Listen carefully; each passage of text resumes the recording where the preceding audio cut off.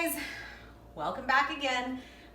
Today we're going over the songs Back and Forth, Big Ben, and Old Joe Clark. Okay, so again, Back and Forth, Big Ben, and Old Joe Clark. So Back and Forth doesn't introduce anything new. You've got all the keys that you know. And then you've got your 4/4 time signature, meaning 4 beats in each measure. So let's go ahead and play through this one. Here we go. 1, 2, ready, and C, B, C, B, C, B, B for 2. C, D, E, D, C, B, B for 2. C, D, E, F, G, F, E, D, C, B, A, G, A, B, C for 2. Okay, so Big Ben. Before we start this one, I want to show you some new signs. So if you look at the last line of the song, you have 8VA, a bunch of little dots to a bracket. We talked about octave in Mysterious Procession last lesson, where I had you play your right hand up an octave and your left hand down, right? So this is the sign for octave. So in this line, you have C, middle C, okay, for 3 beats. Now, when you have 2 notes on top of each other that share a stem, that's played together, C and E, with the right hand. Okay, so those 2 notes are together. So it's C and E for 3 counts. Now, this means to play up the octave. So it's C and E up here, up 8 notes.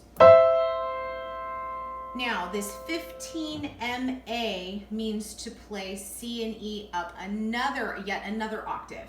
Okay, so it's up here.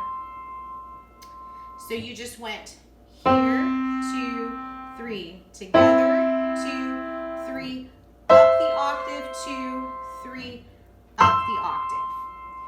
Now, this little half bullseye looking thing, that is called a fermata, F-E-R-M-A-T-A, fermata. Remember that term.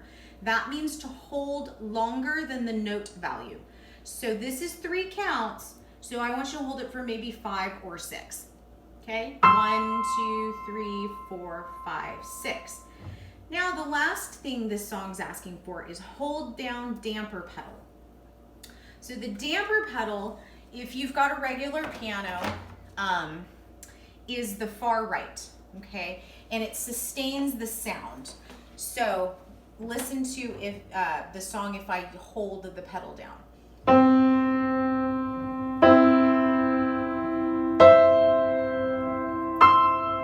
See how it keeps the ringing? Without it, there's space. Okay? So when we get to measure 8, to that line, that bottom line, push down on your damper pedal if you have one. Okay? So we're going to try this from the top. So they're asking you to start with your 3rd finger on E and then your left hand thumb on the G. So again, you're not doing that shared position. Your left hand is shifted down. So here we go. 2, 3. 2, 3. 2, 3. 1, 2, 3. 1, 2, 3. 1, 2, 3. 1, 2, 3, 4, 5, because of that fermata. Now, last little thing I want you to introduce. These bold letters in italic, you have the F, you have the P. F in piano means to play forte, it's an Italian term, which means to play loudly. P stands for piano, which means to play softly. Okay, so loud and soft. Turn the page, Old Joe Clark. So this guy is kind of like Mysterious Procession because you're going to be playing both hands together at the same time. Watch out for this guy here in the left hand. That is G and B. Okay, with your left hand played together at the same time, and you hold it for 2 counts, okay?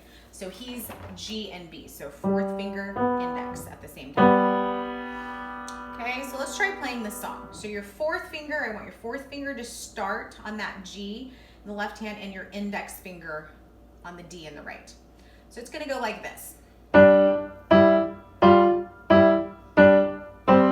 Left for 2. 2, 3, 4.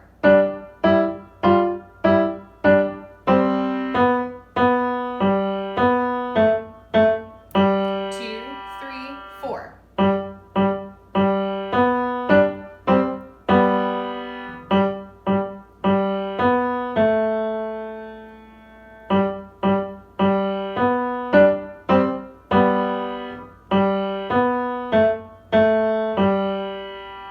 Good. So that's it for this lesson. Practice those 3. Remember, your new term is octave signs, right? An octave is 8 notes, either higher or lower. Then you have your fermata, which means to hold. Then you have your dynamic symbols, which is the italic F and the italic P. So forte means loud, P means piano. So lock all those terms kind of away in your brain, because you're gonna have worksheets, and eventually the written portion of the class at the end, the test, will have all those terms on there. So, all right, until next time.